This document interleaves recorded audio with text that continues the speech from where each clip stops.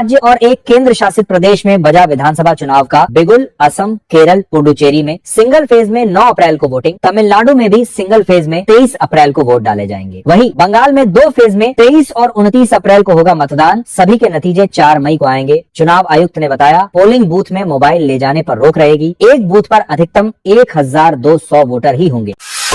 हरियाणा, बिहार और ओडिशा की 11 राज्यसभा सीटों के लिए हुई वोटिंग। बिहार में सभी 5 सीटों पर जीती एनडीए। राजद और कांग्रेस के विधायकों के धोखे से हारा इंडिया गठबंधन। वहीं ओडिशा में बीजेपी बीजेडी विधायक भिड़े। 3 कांग्रेसी विधायकों पर एनडीए को वोट देने का आरोप। राहुल गांधी ने पीएम मोदी को पत्र लिखकर बसपा के संस्थापक कांशीराम को मरणोपरांत भारत रत्न देने की मांग की। कहा, यह सर्वोच्च राष्ट्रीय सम्मान कांशीराम के साथ उस पूरे आंदोलन को श्रद्धांजलि होगा जिसने करोड़ों बहुजनों को हक, हिस्सेदारी और आत्मसम्मान की राह दिखा। के बीच चल रहे भीषण युद्ध को लेकर आज अंतर्राष्ट्रीय स्तर पर बड़ी प्रगति देखने को मिली है। जंग के 18वें दिन डोनाल्ड ट्रंप ने आधिकारिक बयान जारी कर कहा है कि ओमान में उनके दूत और ईरानी विदेश मंत्री के बीच सीधी बातचीत शुरू हो चुकी है। उम्मीद है कि इस हफ्ते के अंत तक दोनों देश सीज फायर यानी युद्ध विराम पर। यूएई में भारतीय जहाज में तेल भरते वक्त हमला। भारत सरकार बोली, स्टॉप सुरक्षित शिप भी रवाना। इजराइल पर ईरान का मिसाइल अटैक।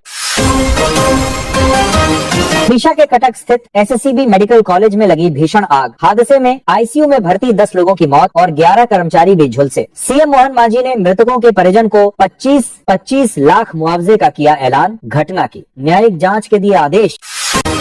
बाजार में खाने पीने की वस्तुएं लेने से पहले रहे सतर्क। फूड सेफ्टी डिपार्टमेंट की रिपोर्ट के मुताबिक पिछले 2 सालों में सरकार ने 31,000 से ज्यादा सैंपल लिए, जिनमें से 24% से ज्यादा अमानक।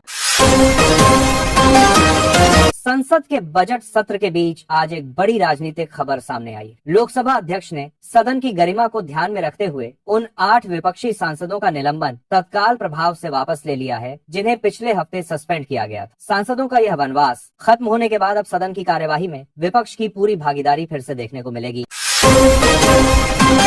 आज घोषित हुए फाइनल स्कोर कार्ड ने राजनीतिक गलियारों में हलचल पैदा कर दी है। अंतिम नतीजों के अनुसार सत्ताधारी एनडीए गठबंधन ने 22 सीटों पर शानदार जीत दर्ज की है, जबकि मुख्य विपक्षी दल कांग्रेस को केवल 6 सीटों से ही संतोष करना पड़ा है। इस जीत के साथ ही ऊपरी सदन में सरकार की स्थिति अब पहले के मुकाबले कहीं ज्यादा मजबूत और प्रभावी हो गई है।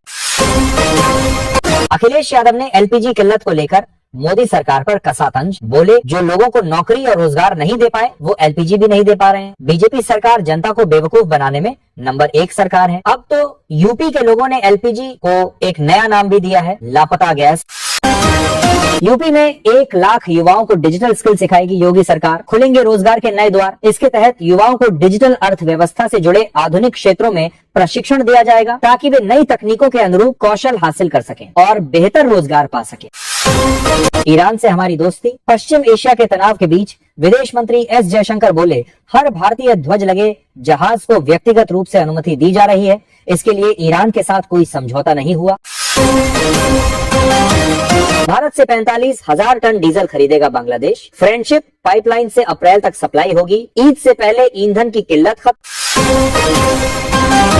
एस जयशंकर ने आज संसद में हॉर्मुज संकट पर देश को संबोधित करते हुए एक महत्वपूर्ण जानकारी साझा की है। उन्होंने बताया कि भारत और ईरान के बीच एक विशेष कूटनीतिक समझौता हुआ है, जिसके तहत भारतीय व्यापारिक जहाजों को सुरक्षित गलियारा दिया जाएगा। इस समझौते के बाद अब खाड़ी देशों से आने वाले कच्चे तेल और गैस की सप्लाई में कोई रुकावट नहीं आएगी।